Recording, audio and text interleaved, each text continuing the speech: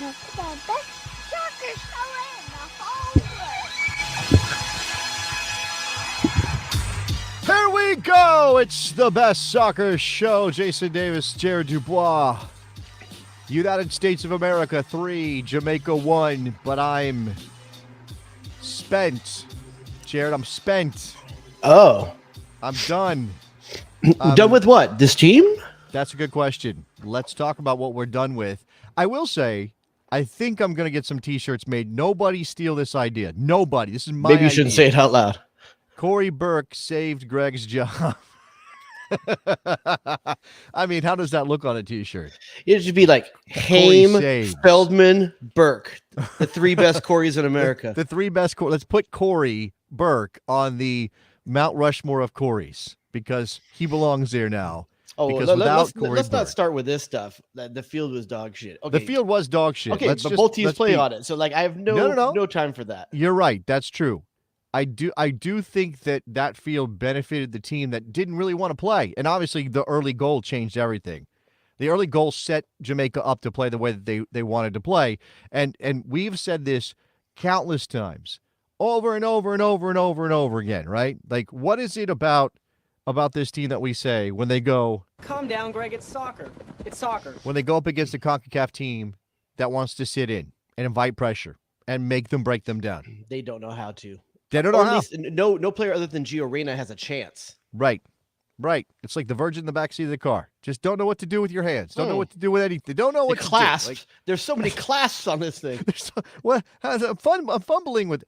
Look, the upshot is they won the game. But I know, and I can see it already here, right? Okay, Berhalter to the moon. That seems a little aggressive, but I understand the I understand the sentiment.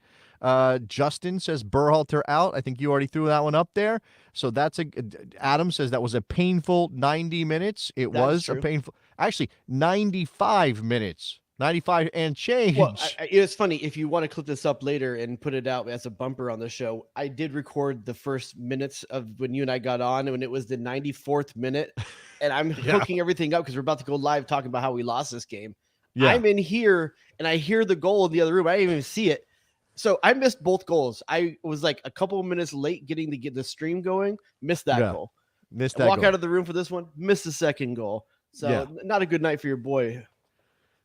Look, this was an extremely frustrating performance, and this seems to be the Gregg Berhalter ride. Like, you're going to the amusement park, Jared. I don't know if you're the type of people to pay for the pass to skip the line. Is that a Disneyland thing? You guys do that? You like? What, am I rich?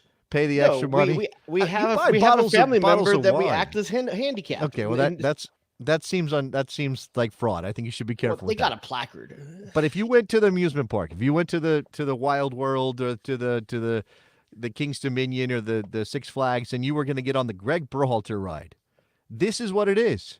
It's like it's not bad enough. It's the Mr. Toad's Wild Ride. It's just like slow and doesn't go anywhere. And it's like, is anything ever gonna happen? but see, here's the thing. Like from an operator perspective, it generates enough. It gives you enough income, enough positive reaction that you're like, well, I can't tear the damn thing down. But it is not a ride anybody really enjoys. Well, we had a conversation a couple weeks ago.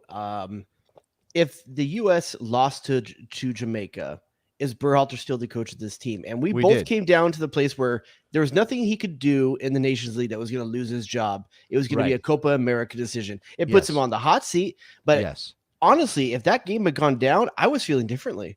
Well, I was really feeling differently. You and I might have felt differently. And a lot of people who already felt like Gregg should be gone had their feelings confirmed. Don't confuse us that we like Berhalter, we want to keep him. I just realistically, it wasn't going to happen. No, we're talking practically like an analysis of what U.S. soccer is likely or is not likely to do. And I don't think any of us really believe that they would have fired Berhalter for a poor result in this game or in this Nations League finals.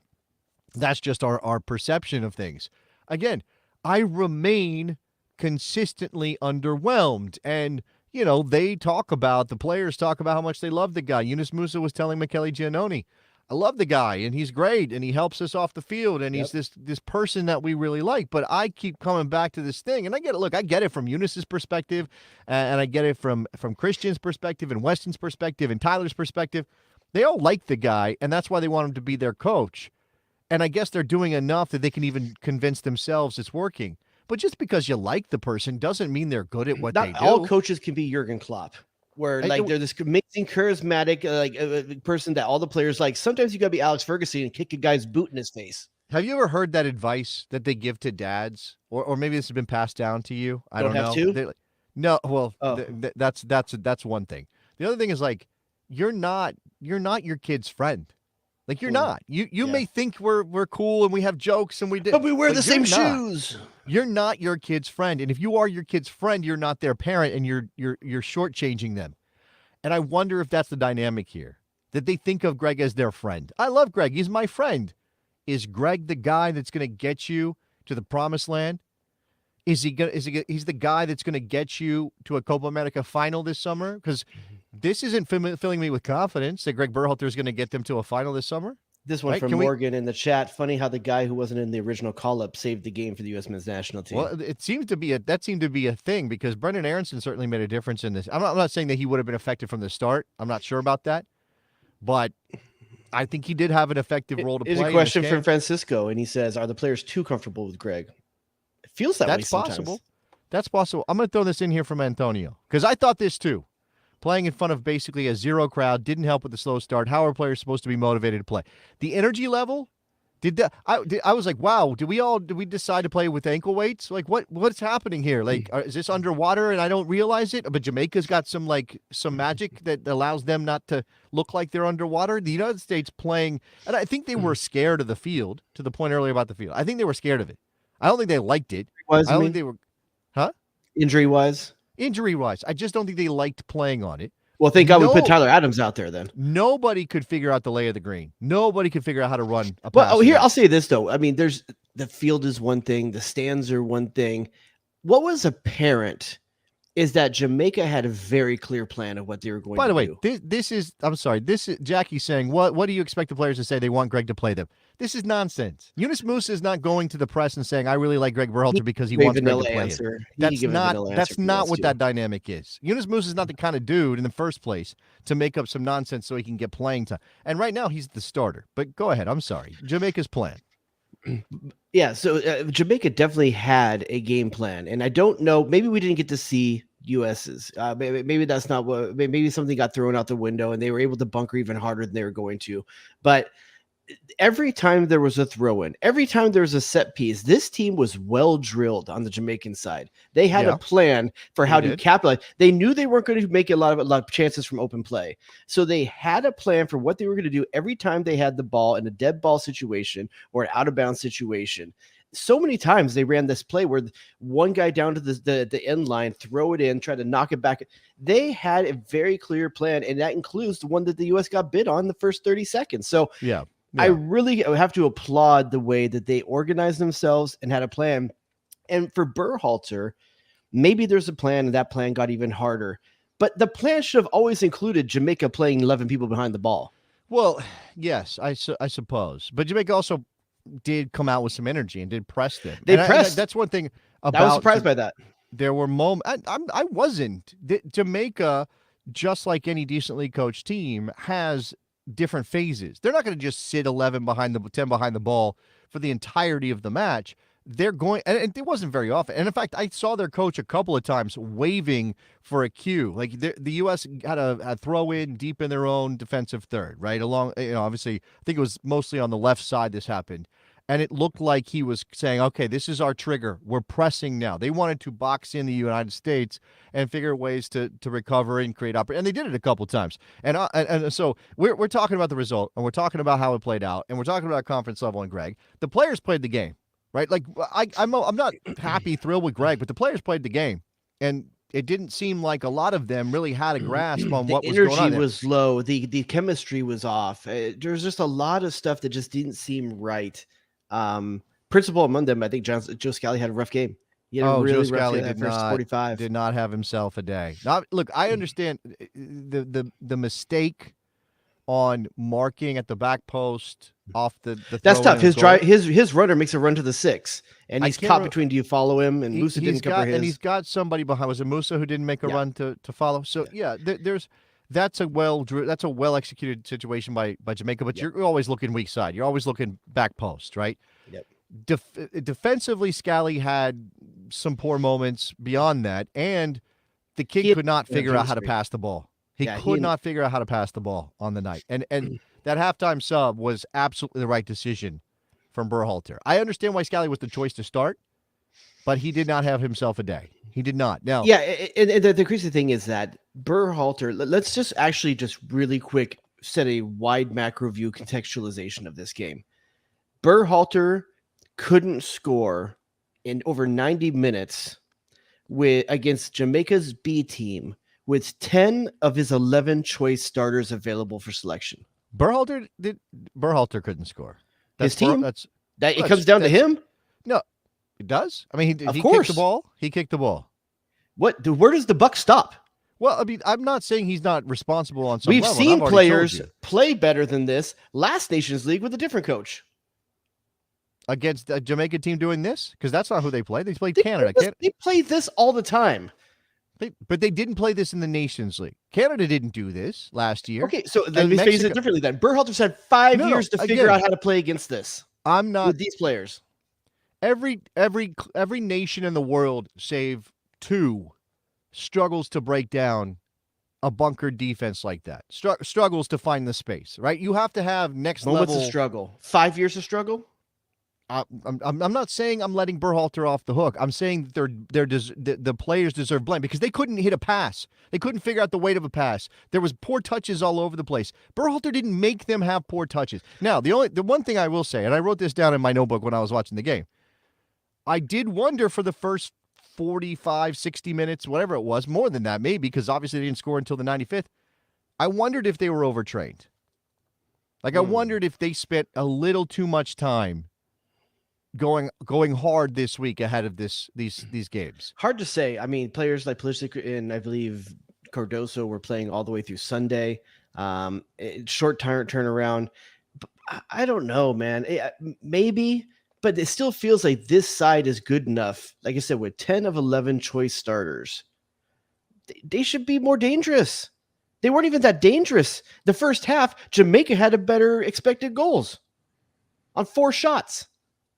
Yeah, first half was terrible. First half was absolutely disaster. And But the big difference, obviously, being Gio Reyna coming in and going to 2 strikers up front. And if I can I read you a tweet from one Mr. Jared Dubois that I don't know who that is. Who is that? it's Who's this that? dude. He's like an oracle.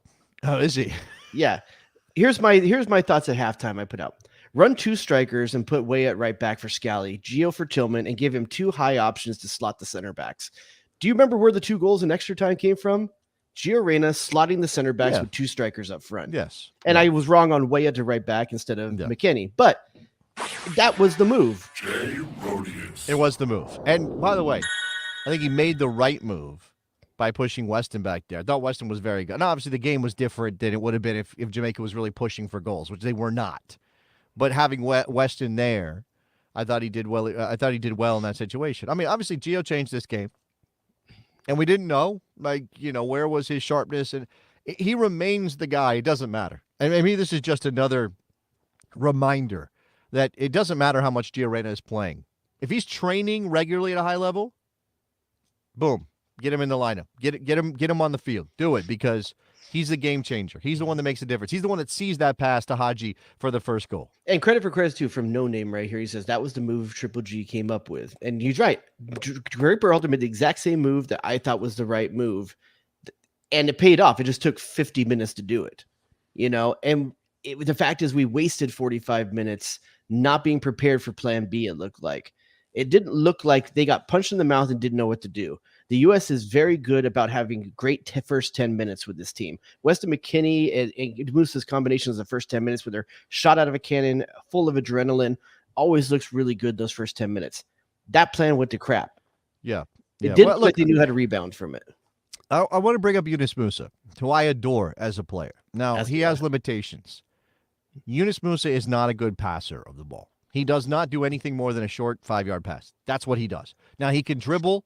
And if he can find somebody to lay off, it is dangerous and it is a weapon. And I think he is a good all-around defender. I think he's improved in those areas. I think you can have him on the field and it work.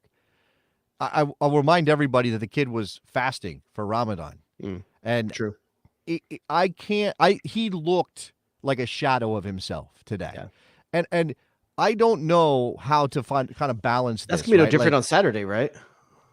I believe he'll I- still be going, and I believe he'll still be fasting. Sunday for that Sunday, game, excuse by me, the way. Sunday. Yeah, and there is. So I talked to Michele Giannone on the radio show today, which I did not do with the guy whose name I sometimes accidentally say. Yeah. WNBC. I did it with Max Bretos instead today. But he said when I talked to Michele that U.S. Soccer is supporting Yunus and being Muslim and observing Ramadan, and that's great. Like I'm for that, but it does put you in a position where, okay, can we pick this player when clearly his body is not going to be its normal self, and you're playing on this weird surface? I don't know. I mean, it seems unfair if he's good enough, and I don't know. I mean, I just that's the thing a coach has to do, and I can see Gregg Berhalter being the kind of coach who says, "Yeah, we're we're a team and we're a family, and this is for us, and we're Yunus is one of us, and yeah, he's fasting, we support him in his faith, and we're gonna play him anyway." But I didn't see Yunus Musa look good tonight. No, he didn't. And I don't know if Berhalter's a way of knowing that he's just not going to look good, but I think it was always in the plan that there was going to be multiple midfield subs. You have Cardoso and Adams on the bench and Gio Reyna. The midfield subs were probably always going to be a plan, no matter if the U.S. was leading or behind in this game. There was guys you wanted to see time with on the field. So I think Musa, if you can get 45, 60 minutes out of him, you're probably thinking, okay, I'm going to get our normal Musa for less than 90 minutes. They didn't get normal Musa, and I think that is going to, I just checked, Ramadan will run through April 9th. So he will be fasting again on Sunday. I think you don't put him in that position where he has to have that pressure on him. You saw that obviously Tyler Adams, you can't start. It's obviously he's on a minute ratio as he should be. Man, the New York in that kid, man, it's so funny. Hey, credit to Berhalter on that one. That was the right call. Oh, it was that's the right call. thing. Like, maybe a different coach doesn't do what Berhalter does. And I don't think he would have lost Tyler if he wasn't a arm around the shoulder kind of coach. But that's why this team loves him, right? On some level, some of them. I'm not saying everybody does. This is why a lot of the guys love him, is because he's that kind of coach. And I think Tyler Adams is clearly comfortable. Like, there are some dynamics where you go, oh my God, Tyler Adams just said that's effing bullshit to his head coach. Oh, look at this problem we have. It's not a problem. Nah, Clearly that's it's his not a problem. captain. That's his captain. He understands. There's enough of a relationship there. I'm not worried about that. And in the end, I think if you ask Tyler Adams right now, even in a room with no one else in it, he knows that was the right move. In the moment, he wants to play. He feels he's feeling good, but Berhalter's making the right choice for Tyler Adams' career in that moment. Yes. No, that's, well, again, as Tony Mueller was saying on the broadcast, I'm sure Bournemouth was like, can you get him out the game, please? So my question for you with the Yunus Musa deal for Sunday, does it matter who the opponent is on whether or not Yunus Musa starts that game? No, I don't think so. I don't think so. Whatever the budget for Tyler is, he's probably not budgeted 45, right? He was budgeted 30 tonight, and they squeezed a little extra out of him because he started extra time. If he's budgeted 30, you can't start the kid. So you got to start Johnny Cardoso.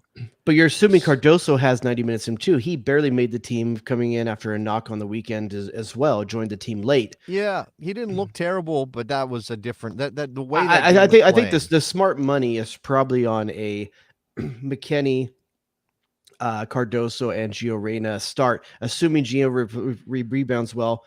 He hasn't been getting a lot of minutes, end up putting in 70, 60 minutes, 70, 75 something minutes. Like that. No, he didn't come in at halftime, did he? Yeah, he came in at halftime, right?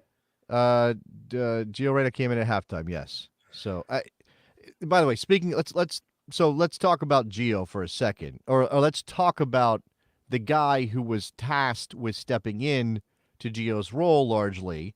They were both on the field for 30 minutes. Malik Tillman,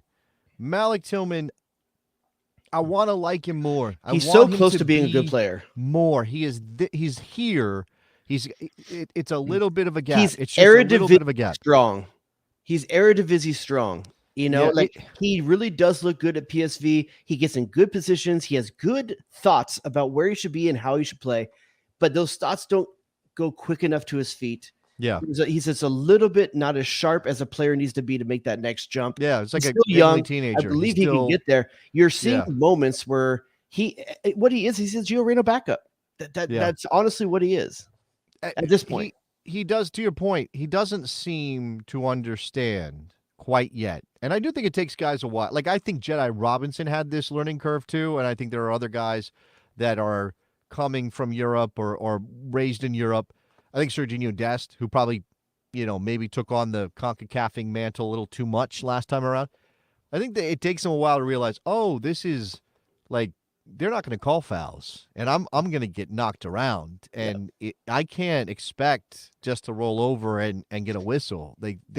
They're not going to protect me, and if I'm not ready for the physicality of this, well, then what the hell am I doing here? Yeah. I think Malik Tillman is still trying to figure that part out. He hasn't adjusted yet. It's not what we happens. all know the Eredivisie is not a tough defensive or strength league. It's not. It is a offensive players league. It's you have more time on the ball. I'm not gonna say it's not technical. It is actually technical. Oh, it's very technical. It doesn't stress the defensive compactness. Well, I just think that it's called differently there. I just think that the game is called differently. There are different styles of refereeing, different style.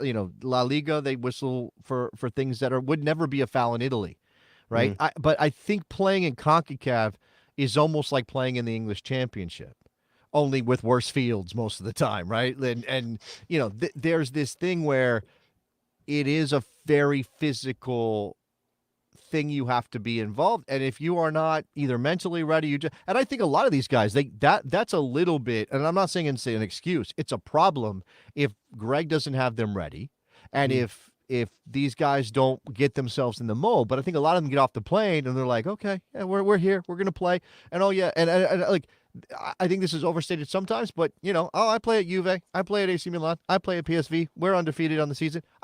We're just going to come in and knock the ball around, score some goals, and go home. And I kind of want that a little bit. I'm not going to lie to you, Jason. I want them to have a bit of a swagger and confidence and think that they're better than the team across from them. But they just can't do it in a foolish way. Because, like I said, when they get punched in the mouth, you can't be like a rich kid that took his first punch and doesn't know how to fight back. You got to know how to fight back. You got to have a little bit of the dog in you. And that's what we talk about when we talk about the old U.S. teams that were not technically great, but we're in every game from a fight standpoint. There's a little bit of that's missing with this team. There's players that have it, but I don't think the team has it. And so I think there's work to be done there. And that could be just a maturation thing. We're still a very young team, but I still think there's something about the personality of this team that doesn't have the grit and the fight that the American teams in the past were known for. It's so weird because Gregg Berhalter played on those teams. For sure. And yet somehow he has come along and now this team feels soft in ways it shouldn't feel. Now, not everybody. Center back on those teams. Tyler is not soft, obviously, if he can play. I don't think Weston is soft. I don't know, Weston's body language, the way he carries himself is such an interesting thing, but I don't think he's soft. No. I think Valerian Balogun is still in that same learning curve I mentioned for Malik Tillman. Like, I don't see it yet. I mean, he's had moments, right? We know the Nations League, he looked good last year. I think and what's unfortunate is that Balogun came into this game needing to make a statement. The guy was basically written in pen for the first few games. Now he's in invisible ink and it's slowly fading. He's got to do something to put himself back in front of Berhalter's mind, or the fan base's mind. I know he came on as a winger because Berhalter didn't bring quote unquote enough wingers, and maybe he did think always of Haji Wright as an option there. Sargent was the same thing. Sargent could do the same thing. Sargent would have been the same thing. There's a little versatility baked in. But this Haji Wright off the back of 2 goals, and by the way, the first American to ever score 2 goals in extra time in a knockout game. It's a very specific stat, but I saw that in the Bestie Slack. But best looking in cornrows ever on the American national team. That dude's a handsome dude in those cornrows. Best. Okay, I was gonna say. You think of a better cornrow in No. I'm just going. Did Gooch have some cornrows at one point? He did at one point, but I still think Haji Wright's a good looking man. That might be a battle. Come on, Gooch. Are you serious? Okay, right now? Gooch is a handsome man. Haji Wright, handsome man. Okay, all right. Haji Wright, who everybody on this team, again, to this idea that we're all in this camaraderie zone. Everybody loves him. All those guys played with him on the U20s and stuff. Christian Pulisic wants to play with Haji Wright. I can tell you that right now. 2 good finishes. I especially think that first finish was good. I still don't start him on Sunday. No. Okay. Because where did he get those finishes from? Yeah, that position is not going to exist as a starting position. And I think I would rather go with Pepe, someone who's going to battle a little bit more and be that bigger body in the middle. And I think Haji Wright is good as a change of pace sub. And also, if you needed to make a move and do something a little bit more dynamic and have someone out there on the wing. And I like that idea. I don't know that I want Haji Wright in there from the beginning. I think I want to try for Ricardo Pepi, especially against a team like... Whoa. I'm going to stop you. This is your choice, because I still don't think I don't think Gregg's given up on Balogun. I think Balogun gets the start on Sunday. I think that's what did he show you? What did he show? What did he show Berhalter? I will agree with you on one thing. I will give you this one consolation: Balogun should start if Gio Reyna starts, because that's the one thing Balogun didn't get that Haji Wright got, and that was consistent long minutes with Gio Reyna, the one guy that can unlock a forward in a slotted pass against a back four. They got 15 minutes together. Haji Wright got 75 minutes with Gio, or more than that, with 75 minutes with Gio Reyna. And it took a while for Gio Reyna to come into the game and figure it out. So, and we've seen in the past that Gio Reyna has the ability to do this with any striker. He's done it with Balogun as well. So I think if Gio Reyna starts, you potentially start Balogun as well. But if you're going to go back to the Malik Tillman experiment or something like that, nah, I'm not here for it. Okay. So look, bad start. Hey, shout out Morgan's got this. Can you play Morgan's drop real quick? Okay. I saw it. Do we really want to? Okay. Where? Hold on. I got to find Morgan's drop. Give me a second. I'm sorry. My apologies. Morgan has done it. Right, there she has done it. She reminded me. Breck Shea has the most iconic cornrows. Not saying the best looking, the most iconic. Him and Beckham. You mean cornrows that should have never happened? Yeah. Crimes against cornrows. Yes. Is what you're saying. Yes. Right. I mean, look at who the United States played tonight. Andre Blake, also some pretty Breck Shea's, incredible those are some rows. corn-fed cornrows. Breck Shea, corn-fed. Here's the thing about Breck Shea. You know how Schrodinger's cat in the box, is it alive or dead? Don't know. Right now, Breck Shea's hair could be any style. I have no sense of what it could possibly be. It could be anything. Like literally, it could be all things at once. With Sasha Kljestan coming out of retirement playing for an Open Cup team, dropping dimes. Don't you expect? Why isn't Breck Shea out there? He was doing the 77s last year, wasn't he? Yeah. Did he do the 77s? I think so. I don't know. Remember, he's coaching somewhere. That Breck and Shea. He's coaching somewhere. Okay. So again, horrible start. They get the helper from Corey Burke off the last kick of the ball. Yeah. They put their foot down in extra time thanks to Gio Reyna and Haji Wright. Give me a grade for that. Or better yet, let's make it Best Soccer Show style. DEFCON 5-1. 5, everything's cool. Harmony in the world. DEFCON 1, fire the coach. Before Corey Burke's touch, you're asking where I was DEFCON 1. No. I'll be honest with you. Okay. We are at DEFCON 1. DEFCON 1? DEFCON 1, nukes are in the air. Nukes are in the air at DEFCON. Berhalter needed to be nuked. Okay. If we lose that, I know I had said before, that was such an uninspiring 90 minutes all around. And then in addition to that, he didn't meet the goal. The goal is to win the tournament, at least make the damn finals. If Corey Burke doesn't save his ass. Yes. Better yet, T-shirt. Corey Burke saved his ass, and then we. I think the Corey Burke goal, and then the subsequent 2 goals and better looking in the extra time because of the cornrows on Haji Wright. Of course, the power of the rose. Yeah.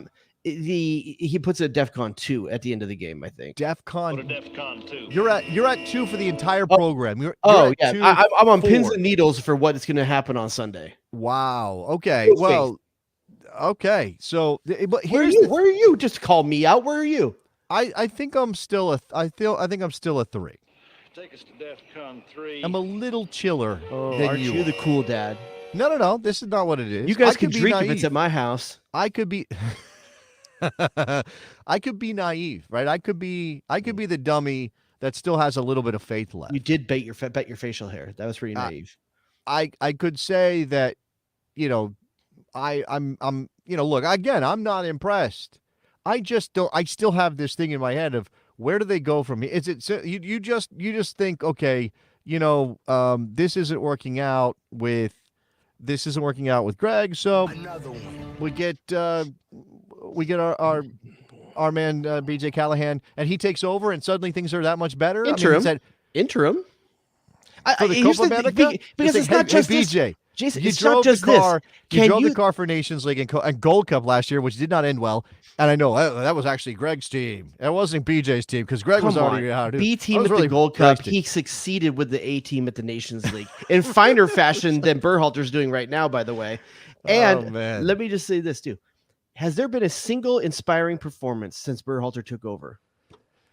Inspiring? No, I guess not. Since you mean took over again. So at what point is this the norm? At what point is this what it is? And you're not talking like about he's working towards something. Since he got the second contract, since they brought him back. Since they brought him back. The evolution, how many games we should be been? moving forward. How many games? And you can't put the Gold Cup on him if he wasn't on the sideline. I'm right? not. Okay. I'm not. Okay. Well, then he's had what? 6 games. Not even 6 games. Probably November, January. January. I can't remember one performance where I thought, man, we played good that game. But that, maybe there was a throwaway game against a lower level competition. I'm thinking maybe there was one of those, but we just had a terrible result in the previous round in Nations League. Did not look good. We're getting almost beat by Jamaica to the 95th minute. The players don't look inspired out there. They really don't. Maybe it's the field. Maybe it's he ran them too hard. I don't know, but they don't look as good as they did last year at the beginning of summer. And I don't know why that is, but at the end of the day, it falls on Berhalter. It falls on him. All right. Now, I don't think he's losing his job, but we'll have to get through Copa America. But it's going to be a waste of time. I'm telling you right now. I'm going to come back around to this. You only make a change if you believe. It has to be belief because you can't predict the future. If you believe that change will make you better. Right. So that's two things. One, it's a possible addition by subtraction. Just taking Gregg out of the team as head coach makes them better somehow, no matter who steps in. And maybe it's BJ Callahan, maybe it's somebody potentially. else. Maybe it's SEO Spider says Jesse Marsh. This is why Jesse Marsh turned down Southampton. I don't think that's it, but okay, sure. That maybe that's the but so again, just taking Gregg out, does that make them better? And then do you have a coach who can step in that you think? I hear Klopp is free in a month. No, I'm just kidding. You heard it here first. There's options. The summer window's coming up. There's going to be coaches available. Maybe you roll the dice. You give BJ Callahan the Copa America. I don't know if they can find a coach by then, but I say it is something that should be in the purview. I don't think it's likely. I don't think it's going to happen. What's the precipitating event? Because now that you're past the Jamaican game, and the Jamaica loss was going to be the precipitating event. I don't think there is. It's Copa America performance now. This is not a multiple universe situation. If they lose the final Nations League, he doesn't lose his job. No, of course he does. No, of course he does. Especially if it's Mexico on the other side, he doesn't. But it still remains to be said that he has been tasked with moving this program forward. I don't see anything in the results since he's been hired that tells me this program is going forward. The team has gotten better. The players are playing at a higher level, at a better form than ever before, and this is still what it looks like on the field. He has to own that. It's not moving forward in terms of results. It's not. Okay. All right. I can't argue with that. That right now it doesn't look good, and maybe it won't. And I think, again, if we're just being practical about what's possible, then we have to come back to now again, especially after. And he was never going to lose his job, no matter what happened in the Nations League. But we have to come back to Copa America, right? We have to come back to the idea that all right, it's Uruguay, Bolivia, and Panama. Do I have that right? Who's the other team? Yeah, I believe that's. I believe those are the three teams in your group, right? You might face one of them. You might face one of them on Sunday. You play Uruguay last, I believe, in that group. Is that right? I don't remember what the order is for those.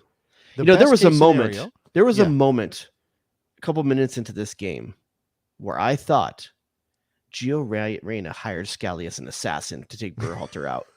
Like I was Reyna can't do it himself. He's too hot. Sometimes like the fuzz is on you and you're too hot. So he had his boy. You're saying that go out Joe there and Scally lose was that the mark. sleeper. He was activated. He might have been Yes. activated. Yes. I feel bad for Joe Scally. I like I do Joe too. Scally, I think he's a good right back. but he did not. Yeah, it good wasn't his tonight. game. Wasn't his game tonight. No. Okay. He's still the backup right back. Let's quickly take a poll from everybody McKinney watching, way everybody ahead in the of him. chat. Okay, thumbs up, thumbs down. Let's or make it. I don't know. Let's make it easier. 1 for Berhalter. Berhalter deserves to stay based on current situations right now, no matter what happens on Sunday, and obviously Copa America coming. Or 0, Berhalter needs to go now. Right again, not what you think U.S. Soccer will do. Are you going to count these for the podcast listener? Yeah, I'm gonna tell people. I mean, this is an interactive video episode of the show. So if you want to be involved, there you go. I don't know. Rudy said 2. What the hell is a 2, Rudy? I don't know what that means. That's Project Callahan. I got a 1. Operation BJ, we call it. A 0 from SEO Spider. That's 1 vote. I've executed Operation BJ. 2 votes against, 3 votes against, 4 votes against, 5. 6 votes, 6, 7, 8. So it is overwhelming that the people want Gregg out now. This is official, folks. This is science. No, I'm just trying to say. I'm just curious how the fans feel after Price Waterhouse. because I guess there's this I don't know. There's this disconnect, right? Because we cannot let ourselves be thrilled by a comeback victory in a competitive match because we are measuring up against you what could. we want for this team. I think that's too general. If that 31st or 32nd goal happens, that happens to the best team sometimes. That kind of thing. But if you're back level by halftime and you finish the game 4-1, a comeback victory is fine against Jamaica. No. I'm talking about this kind of. What I'm saying is that if you were a detached fan, if you weren't out in the world on a very online person like you and I are talking about this team the way that we do, all these people in the chat, everybody listening to the podcast or watching back on YouTube, all of those people, like if you weren't engaged in the way that American soccer fans, particularly U.S. men's national team fans, tend to be engaged, you might just be like, hey, I'm thrilled we won the game. Like I got buddies, I got friends who are casual, and they're like, "Oh man, I was watching that game. I can't believe we finally got a goal. Off it their was own dramatic." goal." And they would go, "Oh man, it's so great that we won, right?" And am I going to be able to look them in the face and say, "Yeah, it's so great that we won," or am I going to have to go, "Well, Gregg out because that's some bullshit, right?" That's not how it's supposed to go. I think you're not giving credit enough to the average sports fan. They know that results happen that aren't reflective of a good performance. I think anyone that watched that. But this sport in particular and this team in particular, they create that dynamic in the mind of the fan, is what I'm saying. Right. And I don't even know. I'm not asking people to be different. Like, obviously, we don't get better unless there is a higher expectation. And again, you've already pointed it out. Christian Pulisic is scoring goals at AC Milan. Weston McKennie is tearing it up at Juve, et cetera, et cetera, et cetera. Down the line, we should be better. We should be better, except in this case. I agree with that sentiment. In case, or maybe you're Aaron, who says, to be fair, I really think we as Americans overrate our players. This crop is just not that good, but Berhalter isn't blameless. Well, I got so news now for we're you, splitting Aaron. blame. Here's the thing, Aaron.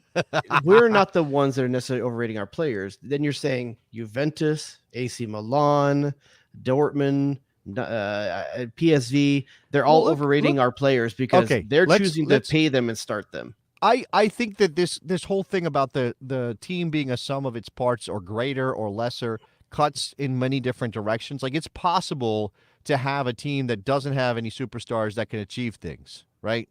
And it's also possible to have a team made up of very, very good players, world-class players, or however you want to term it, top-level players who don't achieve something because it doesn't work together. But if you look at this lineup today, right, we've got Matt Turner, not a starter anymore, but a Premier League player. I think that's right. Okay. Anthony Robinson, heard somebody today, and I tend to agree with him, probably the best left back in the Premier League this season. Like, there's very good left backs in the Premier League. Sure. Jedi Robinson's had an incredible season. Yeah. Liverpool sniffing around. Other big clubs are coming. All right, Miles Robinson, MLS player. Lots of people doubted his fit for this team. I thought he was okay tonight. Yeah, I think actually Chris Richards was bad either, other than the one time he really turned off and almost. But this is my point. So Chris Richards Richards is a Premier League player, not a consistent starter, but gets minutes in the Premier League. Joe Scally is a Bundesliga player, a very good Bundesliga player by most estimation. Malik Tillman's part of the best team in Holland. Weston McKennie's at Juve tearing it up. Yunus Musa's at AC Milan getting minutes. He's still pretty young, but still playing at a very high level. Yeah. Pulisic, I don't need to talk about. Balogun's at Monaco after this big money move from Arsenal. Tim Weah plays at Juve. That lineup, just based on their resumes, is the greatest lineup we've probably ever had. Absolutely. I think the only thing that you could do is have Sergiño Dest on the field. But even then, Scalli's playing at the Bundesliga and starting every game for a decent side in the Bundesliga. So there's by no way can you not say that this is the most successful career-wise team that you guys have put together. So why can't they look good? That's the question. And that's where it comes down What to is it? Berhalter. What is it? So if you threw them out there and said, figure it out on your own, do you think they would be a better team? Instead of, hey, we're going to play this way, this system, or put it, whatever patterns you're looking to run. Which I think the U.S., I don't know, today was different because of the way Jamaica played. And that's the problem, right? Is what are you training? And how much time do you have to install something or do something? How are we playing when there are 10 men behind the ball? Do they have an idea, or is it going to come down to individual brilliance? And again, I think tonight a lot of this was misplaced passes, poorly weighted passes, bad touches, etc. Yeah, I think there's a good amount of that. I think the entry pass is where there's a lot. One thing that was pretty apparent, and I'm going to be honest with you, Balogun's back to goal game is not good. No, it's not good. It's and not. Which is one of the reasons why I'm talking about Pepe when we're talking about Sunday, is that in a game like this, when the entry pass goes into the feet of Balogun and he needs to hold it for 2-3 seconds while the run is going to create the overlap or create the off balance or line breaking run, he doesn't have it, and he's not getting it off his feet back to a player in a better position. He's losing it. He's losing it over and over again, and that's okay. It's okay in a way because that's not really what you hired him to do. Right. But in this game, he's a poor fit. That's what has to happen. He's a poor fit for this game when there's 5 guys bracketing and him. again, who's that on? And he has no space to operate in because he's got to be able to drift off. And let's be fair. There's a possibility that in Berhalter's mind, Balogun was never going to start this game. This may have been Josh Sargent's game. This may have been Josh Sargent's game. That's possible, I guess. I mean, obviously, Haji Wright's not the back-to-goal guy either. No. So you couldn't have done that. Pepe's the closest thing you have right now. Closest thing you have, and he's not even. Actually, the closest thing you have to it is playing in Mexico right now.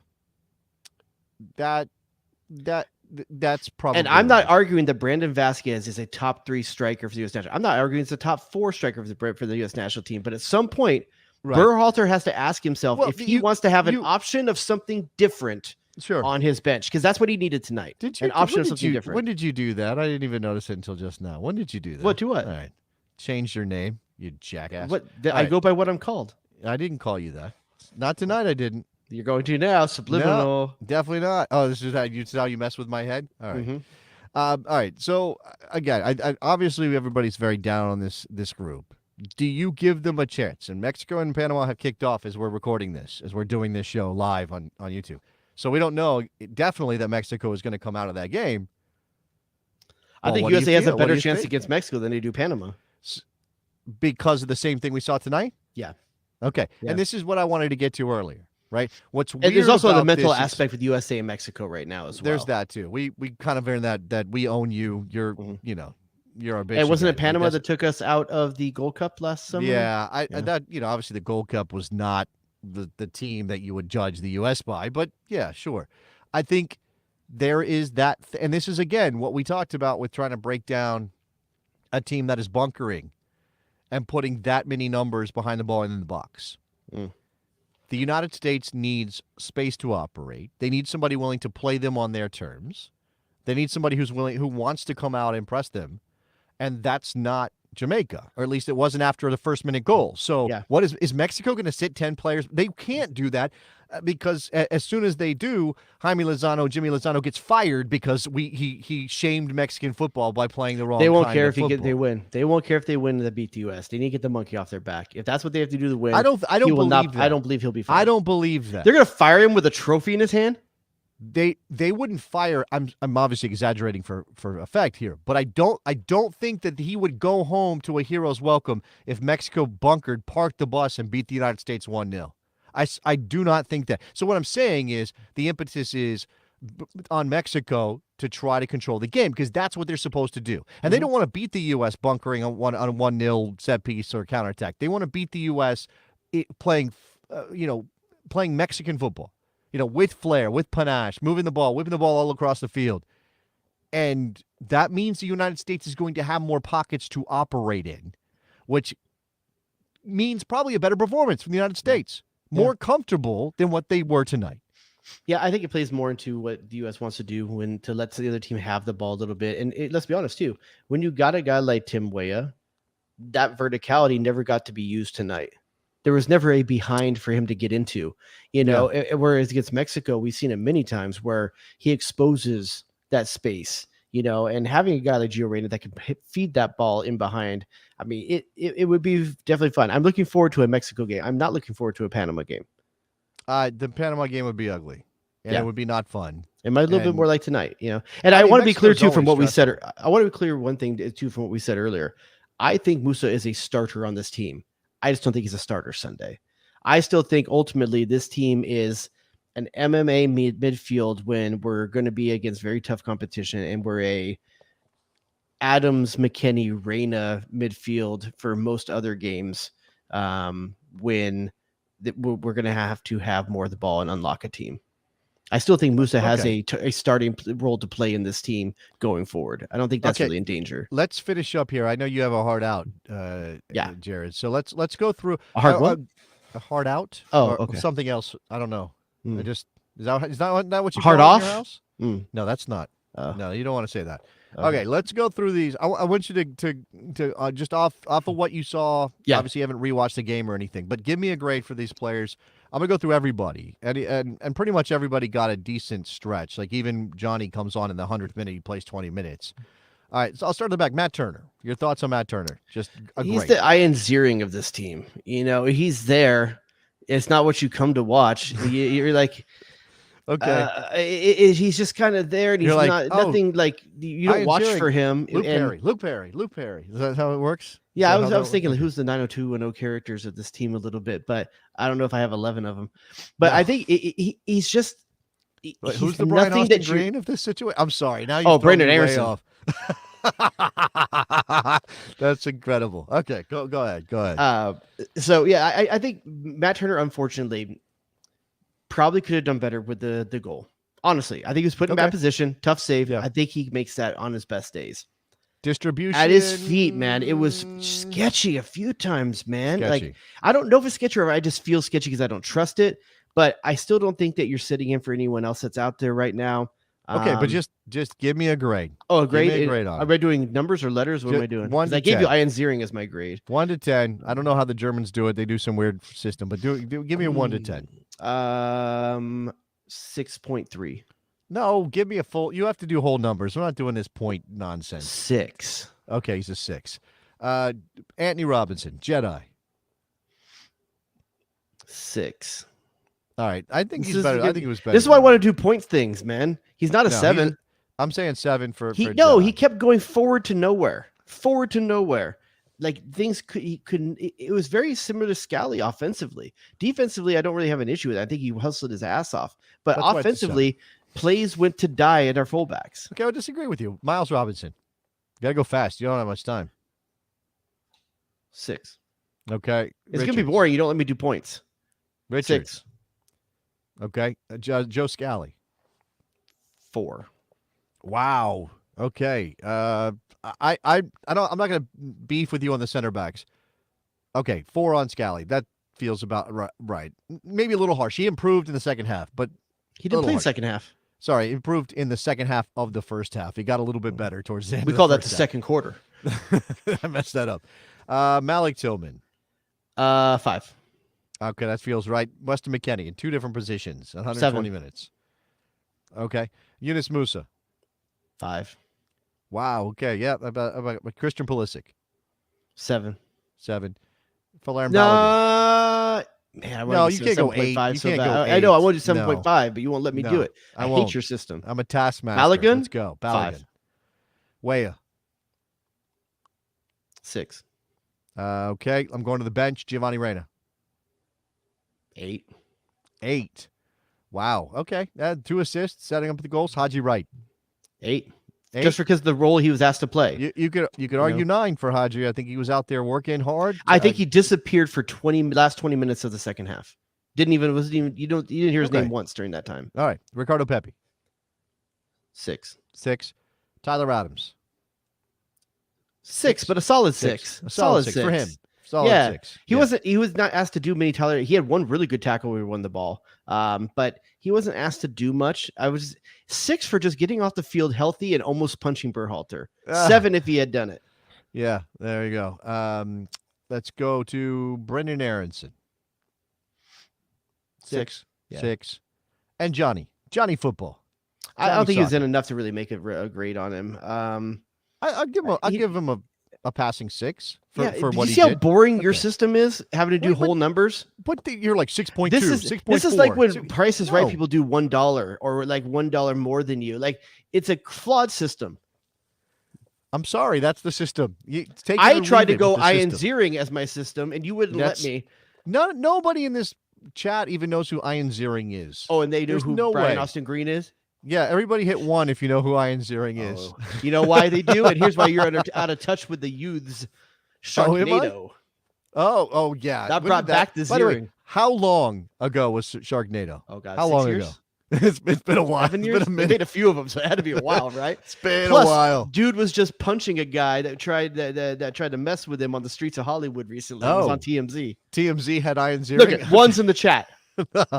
From Allison. Okay, anyway. No That's name. my girl.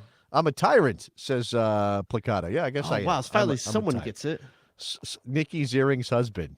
Okay. He's no Jason Priestley. I agree with that as well. Nikki Ziering? I don't know what that is. I don't know who that is. All right. Jared does have to get out of here. I got to get out of here. Let me remind you that we have a Patreon at patreon.com/thebestsoccershow. Sign up and you get more of this. I'm not going to have this kind of shit, though, in our chat. Aaron's saying Ian Ziering was the best 90210 character. I don't know how much 90210 I watched, but it wasn't a lot. It was definitely the dude that ran the Peach Pit. It wasn't a lot. Didn't watch a lot of that. I have no idea. Anyway, patreon.com/thebestsoccershow. You get bonus content. You get access to the Bestie Slack, which is a very cool place. It's going off tonight. Yeah, I don't know. Maybe a Nicky Soup and Sausage sighting every now and then. I'm not sure what he's up to. What else? We need ratings and reviews on the podcast feed, so go do that. Actually, share this. Subscribe to the YouTube channel and share it. Yeah, definitely share this thing because, whatever. Who does this we don't better? get credit for the views. We don't get credit for the live views and the view count. That sucks. Well, that's bullshit. Yeah. I'm sorry. I'm going to steal from Tyler Adams. That's fucking bullshit. Was Berhalter run YouTube? He might. YouTube's not putting a backward passes all the time, behind the back passes. There was an awkward, almost behind the back pass tonight. Did you see that? I saw that. He tried. It was okay. Even that's not working in version 2. You know why he wasn't able to do that very well? The surface, the turf. It's just bad turf out there. Dang it! Now JTT comes into the chat at the end. JTT, right after you. Maybe said he was something... on deadline. Maybe he was on deadline. Was he? Is that JTT? OMFPG13. I mean, Brendan Aronson was playing. Surely he had to be writing about it, right? Probably. Okay. Was there another Philadelphia connection in there? I don't know. Andre Was Blake? anybody connected to college basketball in any particular way? That's stuff that's out there. The kits, very quickly. Jared, thoughts on the kits, on the jerseys, on the unions? Honestly, I barely even noticed them. I didn't I didn't notice them. I don't think I'm a fan. If you had told me that there were new kits, I probably wouldn't even have been able to tell you. I don't like the silhouette. I don't like the way it looks. Not silhouette. I don't like the way it looks. I don't like the and Yunus Musa. Somebody said his shorts were too big. Maybe that's the case. I thought he should have had his shirt tucked. Which Spoken was like a man that doesn't have much downstairs. Whoever that was. Some guys need a little extra. All right, Jared. Any other things to tell the people before we get out of here? That's it, guys. Anything? All right, we'll talk to you guys hopefully next week. See you soon.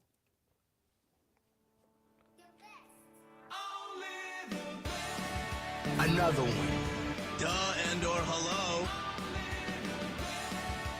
The horror show.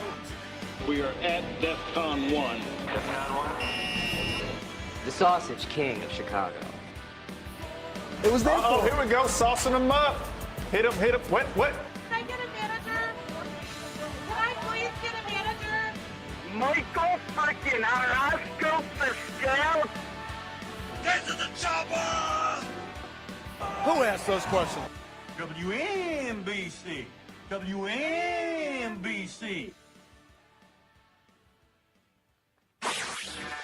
Jay Rodius.